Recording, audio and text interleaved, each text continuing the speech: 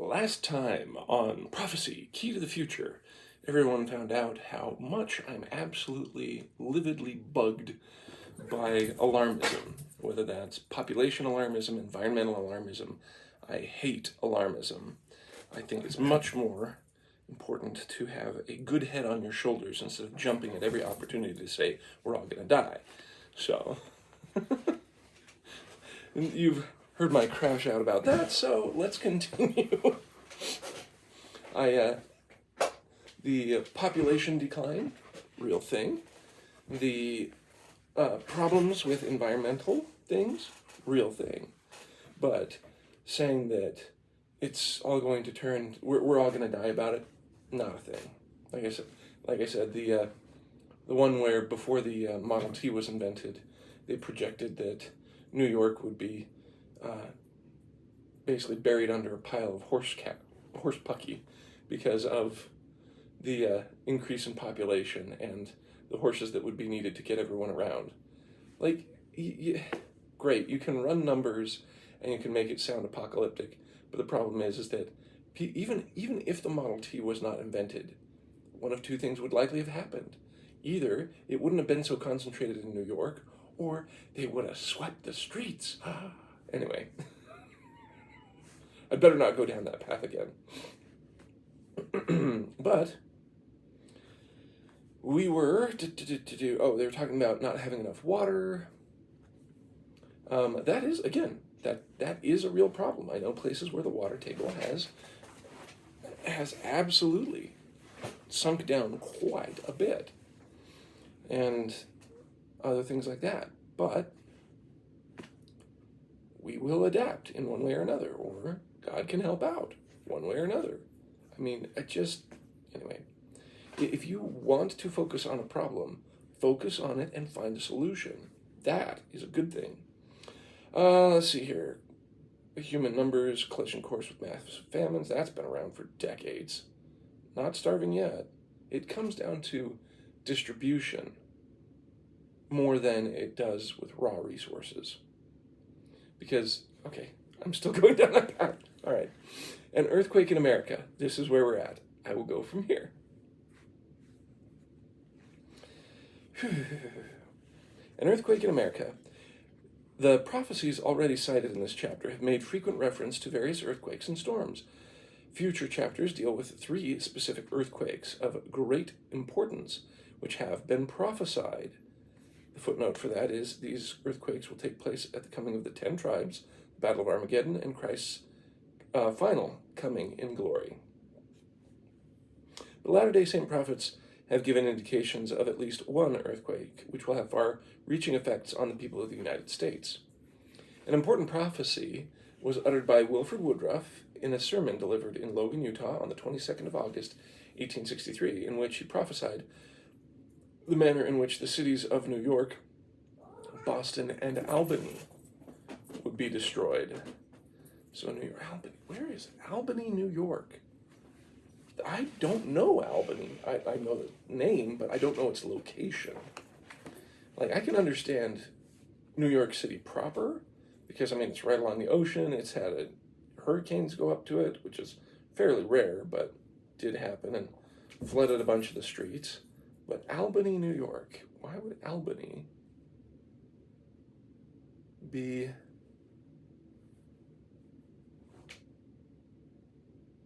Okay, so it's actually quite north of New York. To give you an idea, there's New York City, and then that pin is Albany, New York.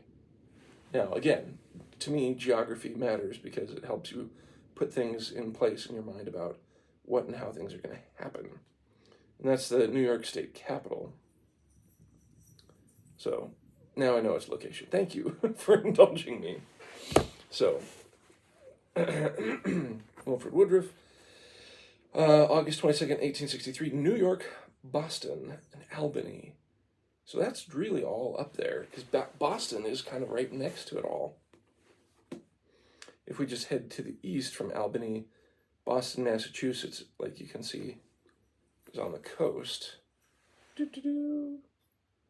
Far on the side there. So those 3 Now, normally, when a big earthquake happens, if you have 2 points and a fault line between them and, that thing goes off, there you go. Interesting. So maybe it's a cluster or a bunch of earthquakes that are poured out in that area. But let's see what Wilford Woodruff has to say. You are welcome to become men and women, fathers and mothers. Yea, the day will come after your fathers and these prophets and apostles are dead. You will have the privilege of going into the towers of a glorious temple built unto the name of the Most High, pointing in the direction of the bench, east of us upon the Logan bench. So that's where the Logan temple is. And while you stand in the towers of the temple, and your eyes survey the glorious valley filled with cities and villages, occupied by tens of thousands of Latter-day Saints, you will then call to mind this visitation of President Young and his company. You will say that this that was in the days of Presidents Benson and Mohan presided over us, that was before New York was destroyed by an earthquake. It was before Boston was swept into the sea. So New York is by earthquake. Boston is by being swept into the sea. By the sea heaving itself beyond its bounds. And it was before Albany was destroyed by fire. Yea, at the time you will remember the scenes of this day. Treasure them up and forget them not. President Young followed and said, what Brother Woodruff has said is revelation and will be fulfilled. A footnote for that. DN, I'm not sure what the footnote is, DN33, and also Journal of Discourses. This prophecy is of special interest when viewed in light of the message of warning found in Doctrine and Covenants. Quote, let the bishop go unto the city of New York, also to the city of Albany, and also to the city of Boston, and warn the people of those cities with the sound of the gospel, and with a loud voice, and of the desolation of the utter abolishment which await them if they do reject these things. For if they do reject these things, the hour of their judgment is nigh, and their house shall be left unto them desolate. Doctrine and Covenants 84. Again, sometimes you can tell when God's on the move, if in those cities they reject the Church of Jesus Christ, and basically any inhabitants that are trying to do good in the name of Christ, whether they're of our church or not, swift destruction is likely on their heels. All right. So, Albany burns, New York earthquake, Boston has a tsunami. Although, yeah, we call it a tsunami when it's over in the east. What's it called when it's in the west? Because there's like the difference between typhoon and hurricane is just regional dialect. And so I feel like there should be some subtle differences. Tidal wave? Is that what we used to call it? Anyways, I think that commonly we're all just calling them tsunamis now. Orson Pratt also alluded to the destruction of New York on 2 occasions while speaking of the people of America. He said, they must perish unless they repent. They will be wasted away, and the fullness of the wrath of the Almighty God will be poured out upon them unless they repent. Their cities will be left desolate. A time is coming when the great and populous city of New York, the great city of the American Republic, will be left without inhabitants. The houses will stand. Some of them, not all.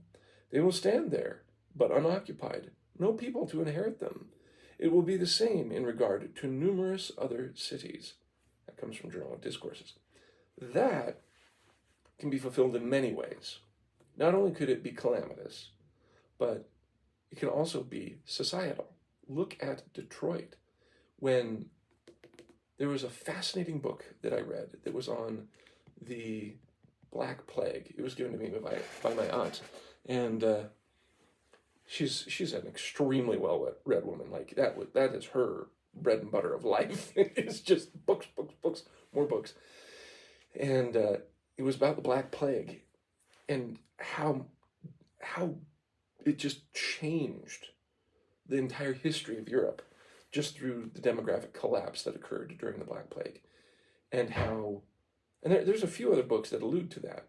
The idea of cities and villages just completely being absorbed again by the environment, or in large cities where suddenly, your working population is gone. You no longer can treat them like crap. You actually have to pay a premium for them to come and work on your farms and such. So the lords were made very low. They no longer could just exploit the workers. So they actually had to pay a lot. They had to have them come in and treat them well. Otherwise, they wouldn't do it. And then you had these villages and towns that they're just there. They're just moldering, decaying, going away. There are very few places on Earth that I know of that continue in that way. And it's only because I don't have the personal experience. But I remember YouTube videos showing the decay and rot of the suburbs of Detroit. Because as a city, the population went down so much, nobody wanted the houses that were there. And so they would go to rack and ruin, where, people would stone the windows out, then they'd graffiti it, then they'd be used for probably illicit drug use, followed by which then they'd get burned out or other things like that, and then just be demolished, and then it'd be a field. And so whenever you have a population decline in a major area, that's what you see. And that was just all by societal pressures. Imagine having these businesses and other things that make up the city of New York leave New York. That no one wants to be in New York anymore as a business.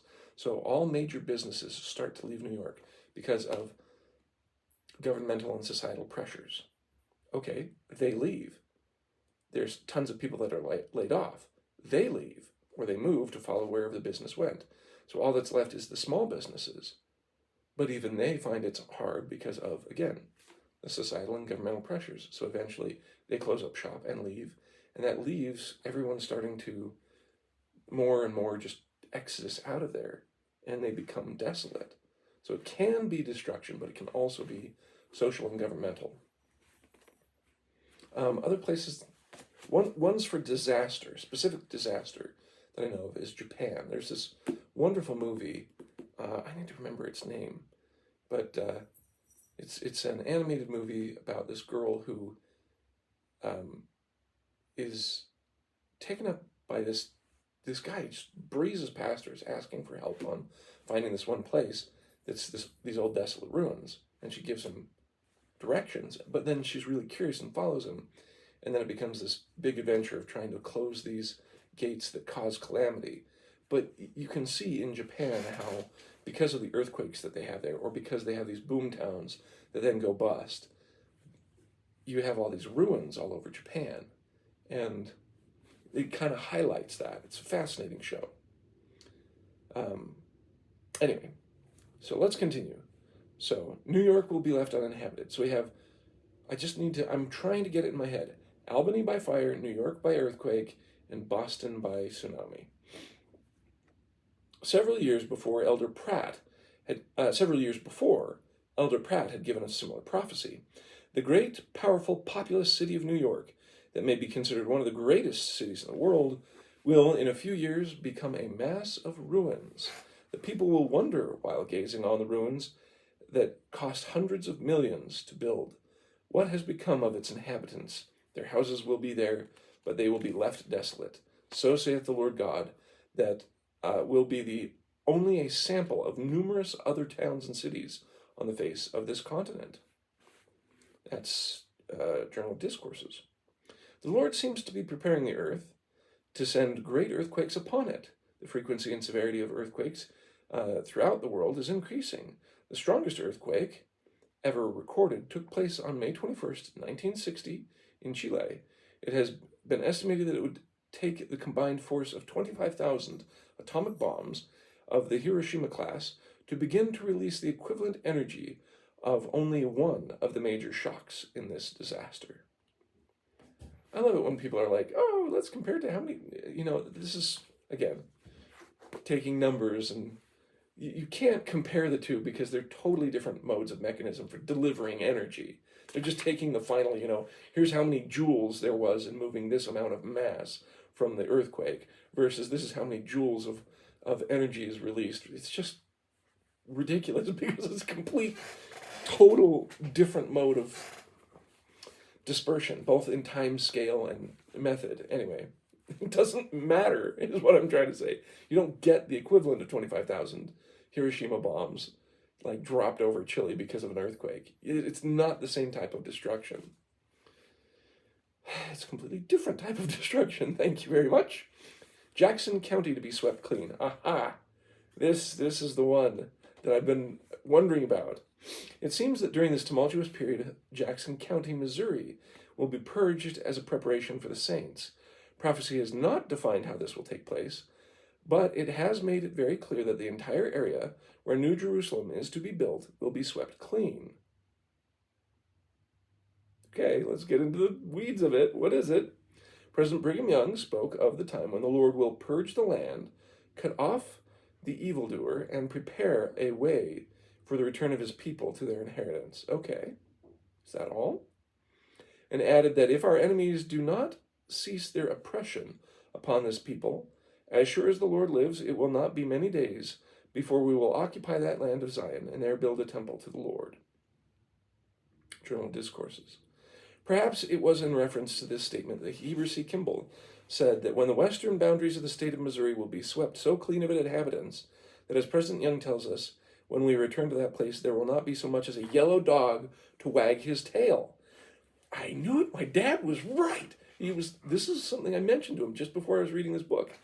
And I was like, okay, so that comes from Prophetic Sayings of Heber C. Kimball to Amanda H. Wilcox. A copy of this prophecy is available in Brigham Young University Library. He was telling me that phrase, a yellow dog to wag his tail, is something that has to do with politicians. That politicians are called yellow dogs. You know, just kind of like calling them scurvy cur, or, you know, however else you want to demean said politician. This one is just calling him a yellow dog, I suspect, because they'll just go after whoever gives them a treat to get them to do what they want. So he was telling me that phrase has to do with politicians. So Orson Pratt also stated that before the saints return to Jackson County, God will visit the area in judgment, and there will be no owners left to occupy the country. So, again, I understand why people take it as these literal things of, it's going to be swept clean, nobody's going to be there. But then I scratch my head. There's a lot of saints that are in that area because they felt like they've been led there. So how's that going to work out? Are they going to be swept clean as well because the God needs to take them? Or are they going to remain and help build up Zion when the rest of the saints start coming there? What's it going to be? He has a population that are trying to be righteous. And if the phrase, there won't be a yellow dog to wag his tail, has to do with politicians, then you could easily see that there could be a large breakdown of society unless you live among a people who want to be civilized. It all depends on how you want to look at this. Okay, so that's it. That's it for Jackson County to be swept clean. Oh, next is, will the saints escape judgments? Here we go. Prophecy paints both a pessimistic and a bright picture in telling whether the saints will be permitted to escape the judgments predicted for this land. A revelation given to Joseph Smith warns that they will come upon the wicked and unfaithful members of the church before spreading to other people. What? A revelation given to Joseph Smith warns that they will come upon the wicked and unfaithful members of the church before spreading to other people. See what I mean? Behold, vengeance cometh speedily upon the inhabitants of the earth, a day of wrath, a day of burning, a day of desolation, of weeping, of mourning, and of lamentation. And as the whirlwind shall come upon all the face of the earth, saith the Lord, and upon my house shall it begin, and from my house it shall go forth, saith the Lord. First among those among you, saith the Lord, who have professed to know my name, and have not known me, and have blasphemed against me in the midst of my house, saith the Lord. Doctrine and Covenants 1:12, and emphasis added, obviously. So though this prophecy has been interpreted at various times to have seen partial fulfillment by the saints as they underwent various trials, it would appear, in light of the evidence contained in this chapter, that its real fulfillment is yet future. This is, again, sorry, I got this critical eye where I'm like, it could be in the future. I think they have good reason to believe that. But the saints went through a lot of trials. And frankly, this is why I love that in the Book of Mormon, my two favorite books is Omni and Fourth Nephi. And it's not because they're short. It's because there's a whole bunch of history that gets crammed into a very short space that you have to, if you have a knowledge of people and societies, you can connect the dots between why did it go from this to this? What happened in all that time? And you start to realize, whoa, if that can happen from these people, why in the world should I think I'm any different? Like, we're on the slow boat going along the river of time here, and so we don't see the temperature ratcheting up. Or maybe you do if you have cognition and awareness. It depends.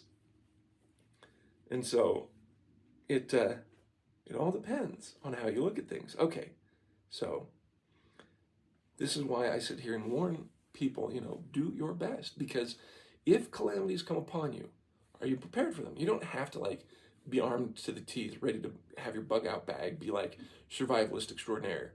Although it doesn't hurt if you are that cool and awesome. It just means that the thing that I want to emphasize is the spiritual preparedness. Understand the anguish that the saints went through, all of them.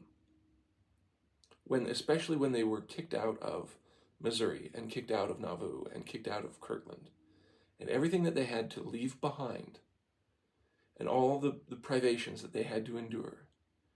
But yet, look at the ones that survived, I think, were ones that were very grateful, very thankful, and the Lord had a plan for them.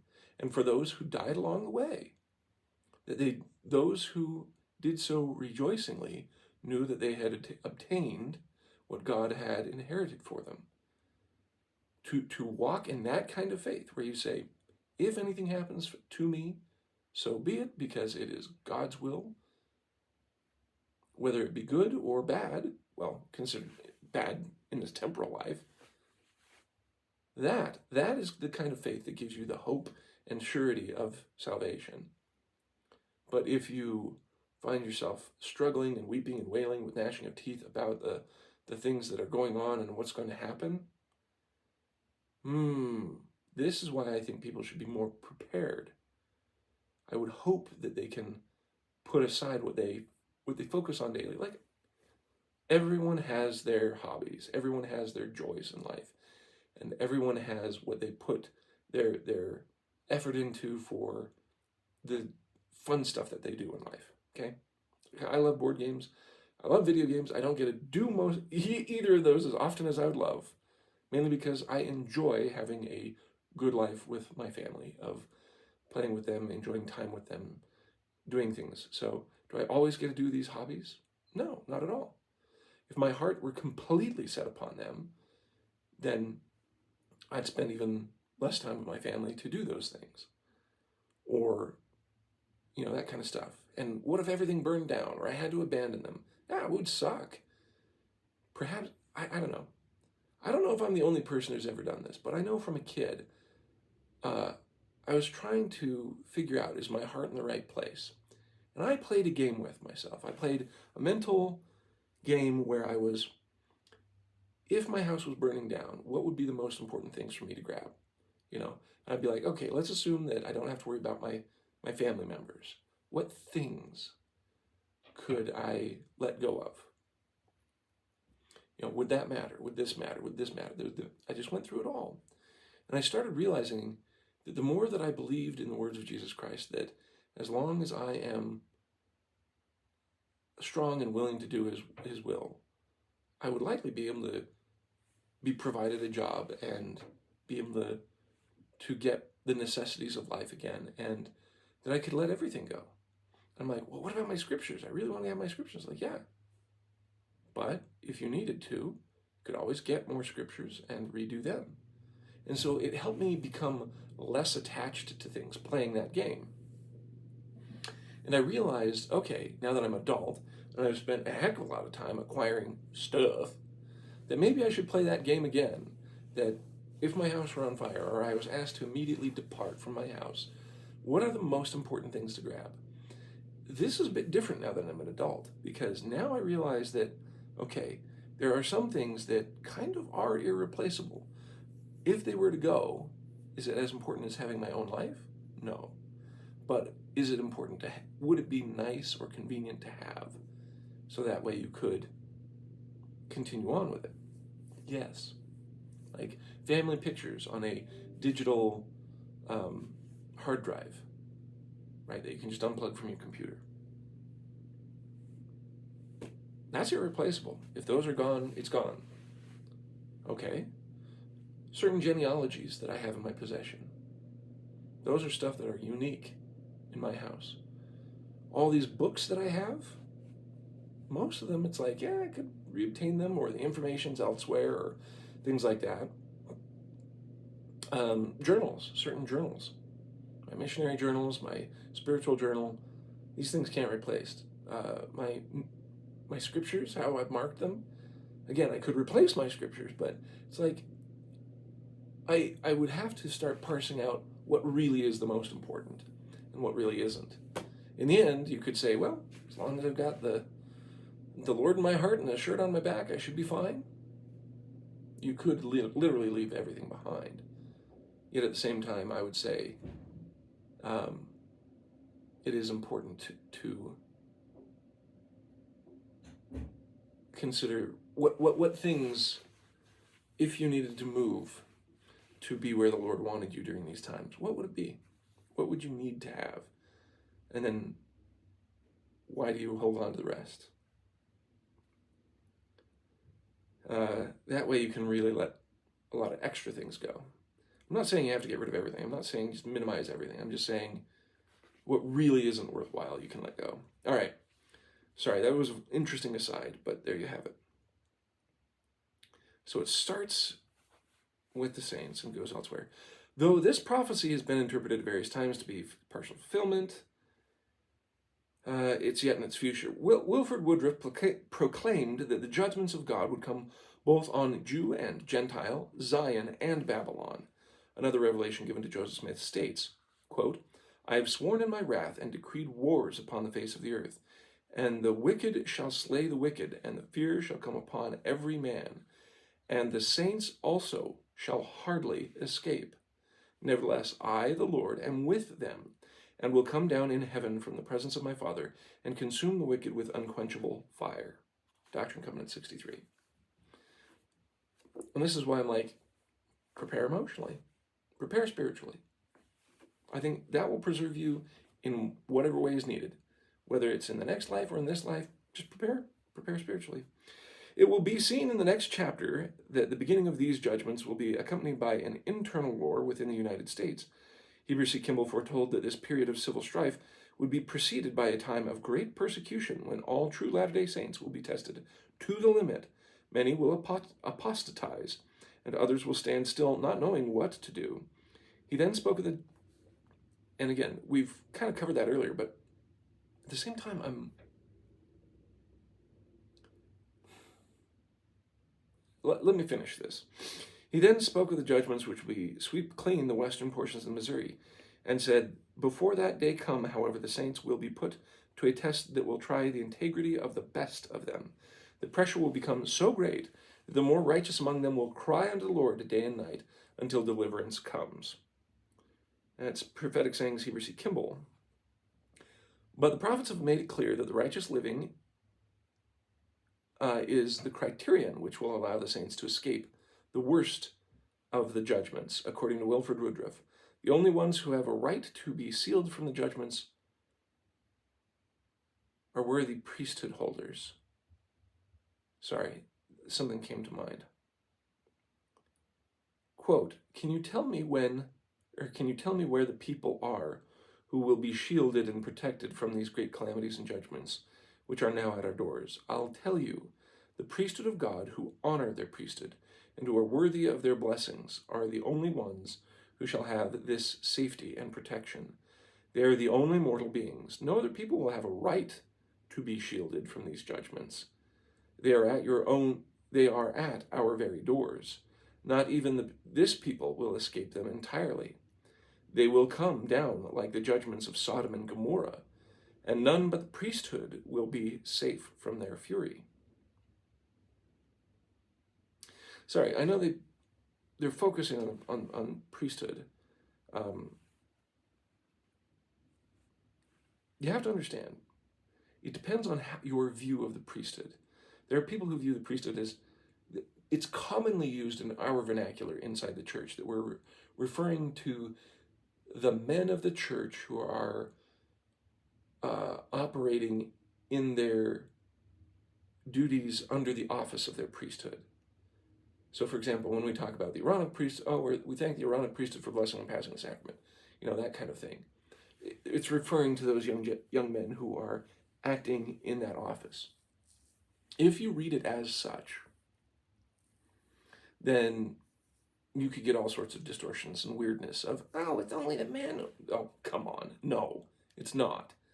It's them, it's their families, it's those of the community who are honoring the blessings of God, or the office, not just the office, the responsibilities that God give them. If you honor the responsibilities that God has given you, then he will honor you back, that kind of thing. Okay? But also, when you go through the temple and you realize that God is trying to make a royal priesthood that's both kings and queens, priests and priestesses, it is anyone in the church who is honoring their covenants. That's a better reading of it. And more importantly, I really think it's going to be that God will take anyone that, if he's taking anyone who is good and right, like, we should not judge, as they said earlier, because if he takes people who, are good and righteous people, they've got work to do on the other side, because it's the winding up of everything. They got to work quick. And then anyone who remains, there's work for them to do as well. For anyone who is wicked and going through it, it will be a refiner's fire. It will be. Can you trust in God when everything is going wrong? Can you have the peace of the Lord in your heart when all you want to do is weep and rage? Can you put aside that and feel his peace because you have hope through Jesus Christ? I don't know how plainly I can be. You think you've had your life be bad. Maybe you have gone through it. Have you received the peace of Jesus Christ? Now, turn that up to 11, and if you have trained yourself, or you have learned to rely on the Lord so that his peace can be with you, now you're prepared. I'm not going to say you're not going to have problems and heartache. Like it says, the righteous will be calling on God to end these problems day and night. It's going to get that bad.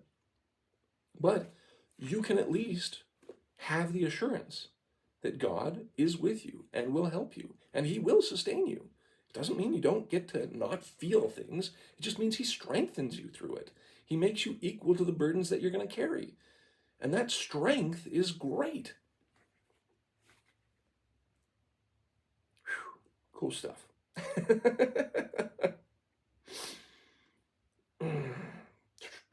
And finally, it was taught by Brigham Young that as long as the majority of the saints live the commandments of God, the curses and judgments of the Almighty will never come upon them, though they will still have trials of many kinds. Quote, "There is one principle I would like to have the Latter-day Saints perfectly understand.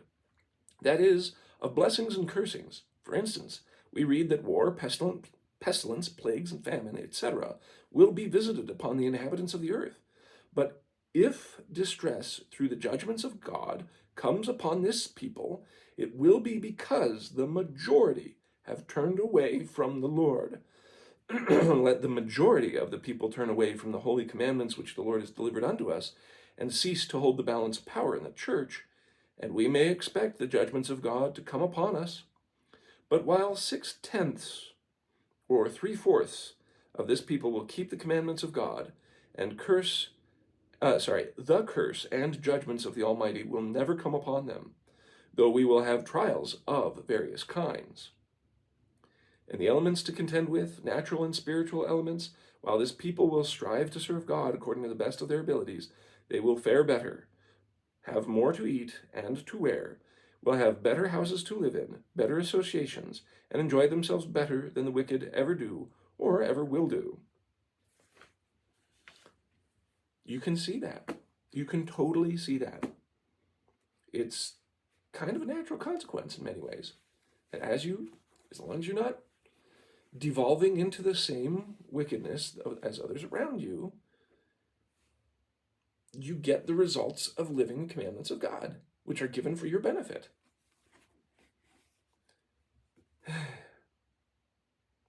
And we should hopefully help all our brothers and sisters that we can that do struggle. All right, the summary. This is the summary of these two readings that we've had.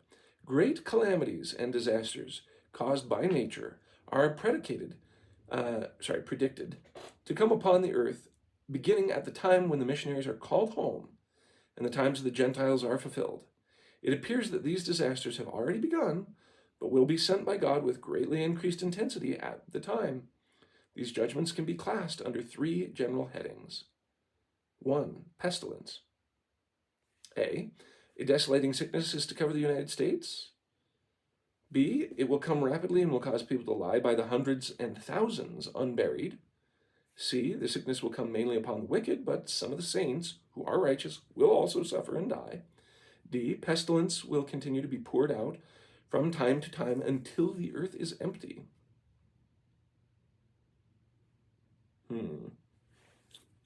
Yeah, I don't think COVID makes the cut. But I don't know. It depends on the standard that God uses, because, famines. The Lord has said that a great hailstorm will destroy the crops of the earth. Famines may also be caused by the changing of seasons, which will affect the growing periods and by lack of water. A serious lack of water already exists in the United States. Government specialists predict that by 1970, the problem of water shortage will be of disaster proportions in many areas.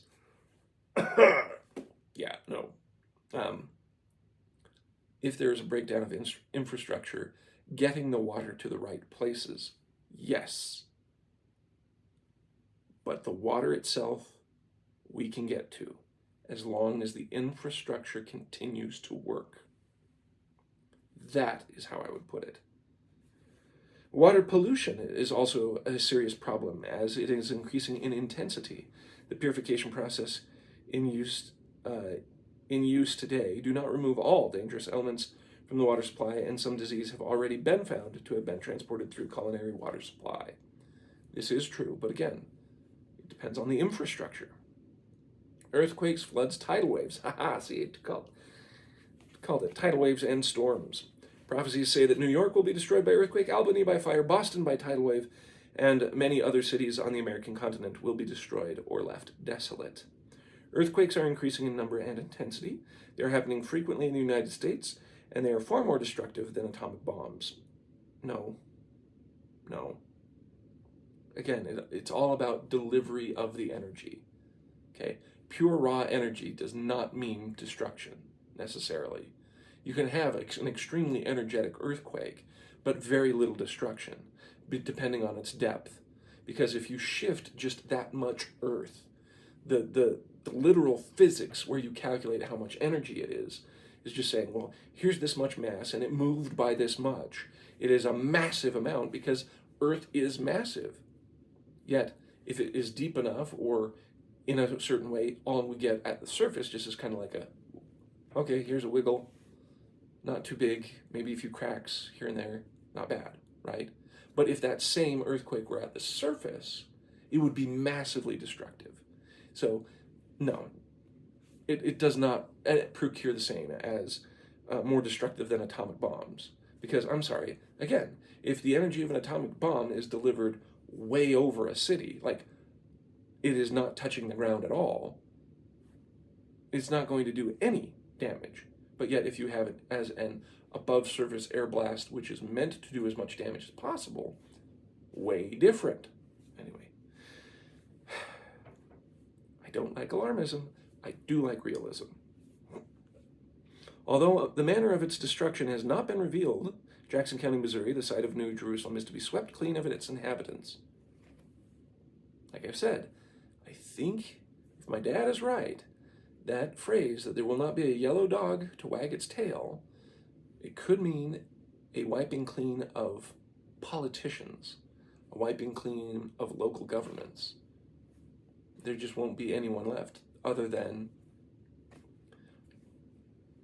because I don't see why the righteous saints who have been prompted to go to Jackson County early would be wiped clean. It does not make sense to me in that way. Anyways, the saints will suffer from these calamities to a degree, but will, in general, escape the worst of these disasters to the extent that they are righteous. And to me, part of that is because spiritual and emotional resilience. Plain and simple. Spiritual and emotional resilience. The difference between one saint who can stand up straight and tall when the worst of it is going through and have confidence is the fact that they have that hope that the Lord will show them the way. That he literally, just like the children of Israel, just show me the way, Lord, and let's do what you need me to do. And let's help my brothers and sisters how I can. And let me help my family the way that you need. And he will guide you. They have that confidence. Yet someone who has not found solace and peace in the Lord and does not have that connection to the Lord, they could be freaking out, until they get reminded of it, or maybe they just need to be reminded of it. Because I foresee that even good people who have great connections with the Lord could be freaked out if really bad things happen all of a sudden in their life. In fact, that's kind of one of the things that cause people to really question everything, is whenever there's some major upheaval in their life. Death, divorce, disease, destruction, betrayal. Those are big times where people change and they question everything. And so if you're willing to rely on God, you should be fine. If you're not willing to rely on God, that could cause you to change who you are fundamentally as a person, because you're roiled internally in the seas of chaos, and it makes a huge difference. I mean, I could go on and on about the process, how people would have to try and go through it, of holding to things that they know are good and true and right, whether that's whatever comes to mind for them, and build on it. And hopefully people have built on the testimony of Jesus Christ, and so that way when all this happens, they can face destruction with calm assurance. It's like when we were reading the stories of saints of courage, faith, Saint Gall. I am just all the different words.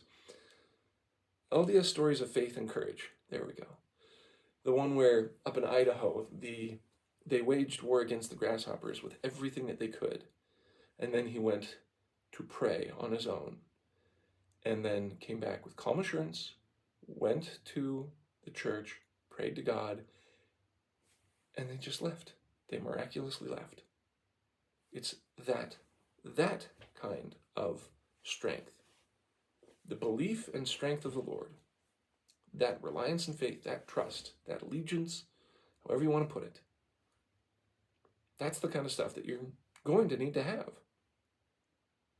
That despite all the things that make you angry and upset, despite all the vengeance you want to exact, to put it aside and to let charity, the true love of Christ, enter your heart, and just understand that it will be in God's hands to exact judgment, to let go the feelings of anger and hatred towards your fellow man, even when you feel like, boy, howdy, do they deserve it. That's real trust. I think of the Saints of Missouri and what happened to them. And it was horrific and awful. And the best thing that they could do, and not all of them did it. That's the problem, is not all of them. We are people. Not all of us are going to do what's right. What I want to do is encourage people to do what's right. To sit there and say, even if you're persecuted unjustly, and you want to have that vengeance, you want to have the curses come upon them, to trust that the Lord will take care of his own, and trust that he will take care of those who have wronged you in the light of day, when it is happening, is harder than probably we want to acknowledge, but important to understand that we should let that occur. Who knows what's coming, and who knows how it's going to affect you individually. Most importantly, develop those righteous connections with God, to have that spiritual resilience, to have those testimonies of what is right and righteous, so that when things happen, you can rely on God. That's what I'll leave with you. And may his Spirit be with you, and we'll see you later.